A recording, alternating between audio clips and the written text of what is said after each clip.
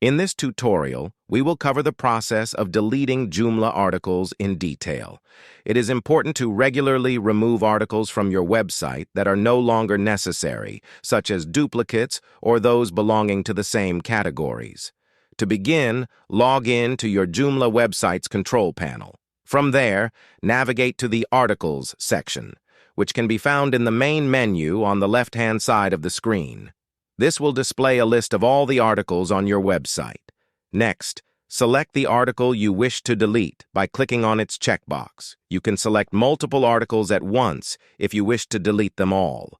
Once you have selected the articles, click on the Actions button located above the list of articles. This will display a drop-down menu of options. From the drop-down menu, select the Trash option. This will move the articles to a special Trash folder, where they will be stored temporarily until you decide to delete them permanently. You can access the Trash folder by selecting Trashed from the Select Status filter options.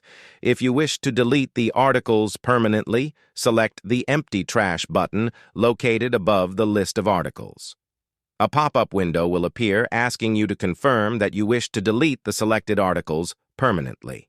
Click OK to confirm, and the articles will be deleted from your website permanently. That's it. You have now successfully deleted Joomla articles from your website. That's all for today.